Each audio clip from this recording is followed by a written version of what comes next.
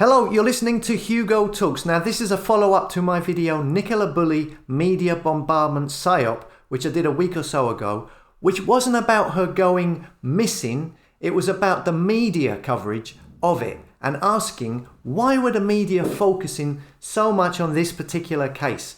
It was a bombardment. Why was there some guy who was searching a river and giving interviews with updates every day, every morning, to every mainstream media platform going? Why was this? You had articles like this one, for just one example, 7 things about Nicola Bulley disappearance that expert Peter Faulding says doesn't add up.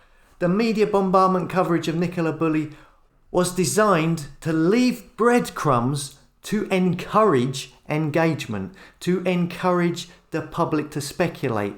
Clearly, that's why they gave it blanket coverage. You had that Kay Burley retracing the steps of Nicola Bulley on Sky News.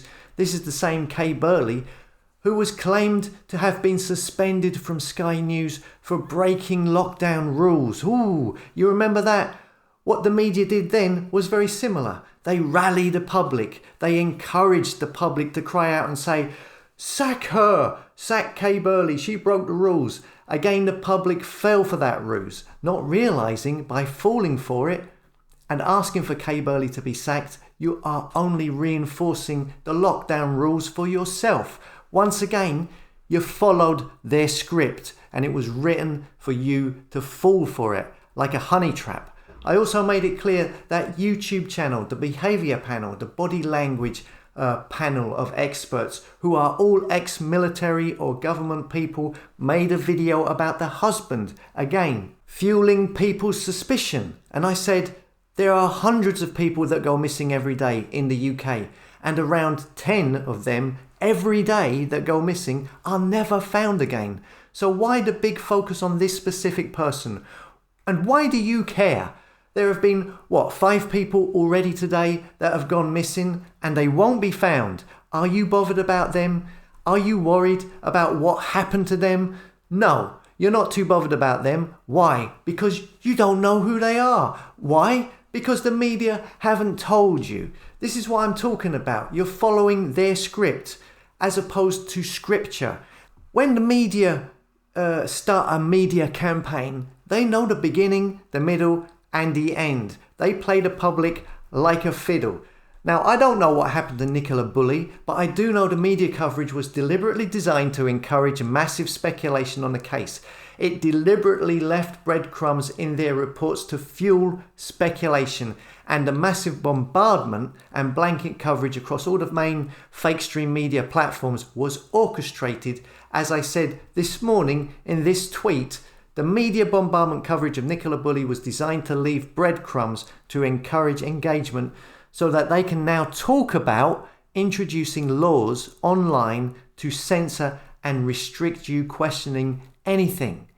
As we can see, we now have social media sites saying they are going to take action here, and we have the usual talking heads calling for government intervention and for social media users to be fined. Here are a couple of clips. But the difficulty has been, it's not just the responsible media. So it's not ITV, Sky, BBC, who've got regulators to see what they're doing. It's a social media aspect.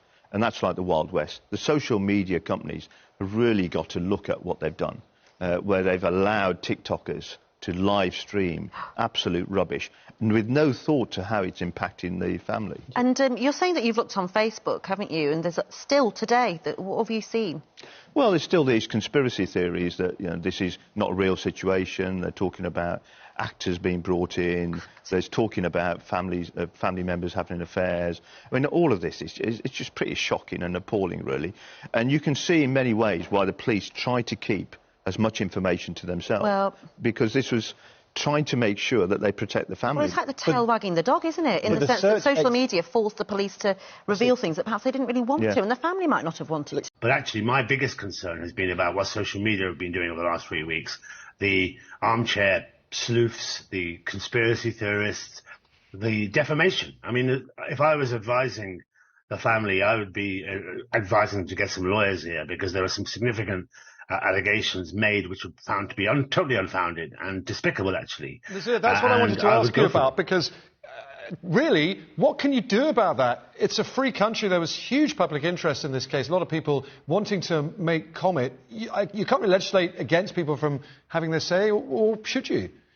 Well, you can legislate. The idea, obviously, the social media platforms have a responsibility to ensure that people don't tell lies, and don't tell lies that are damaging to somebody, and in a sense that the threats that followed the attacks on her partner. But when the social media platforms fail, then there is a need for some legislation. And so there you go. Talk of legislation against the public questioning things. This media coverage was a honey trap to engage people's attention, so they would speculate en masse online. And of course, when so many people are doing this, when so much media coverage is given to it, and it is done so deliberately to fuel engagement, then there will be people who will go too far. And I wouldn't put it past these control freaks that there's accounts on social media that have been set up to do this as well. And now they can use that to censor you. This happens because people keep the script that the media keep giving you. Like I said, when they start a media campaign, they have a plan set out. They have an objective. You can tell when they cover something in such an over-exaggerated way as this. And if you keep following the script as opposed to following scripture, that script is going to lead you astray.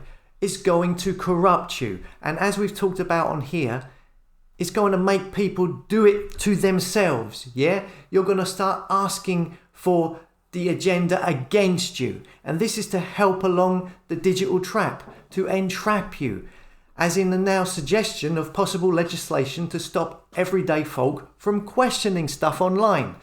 Switch off the TV, disengage from the media. And if you can't do that, turbocharge your discernment and realise that there is an agenda behind everything that is put out by the media. They will distort the truth to fit their agenda. They will exaggerate isolated incidents and get you to focus on them so you think they are happening everywhere.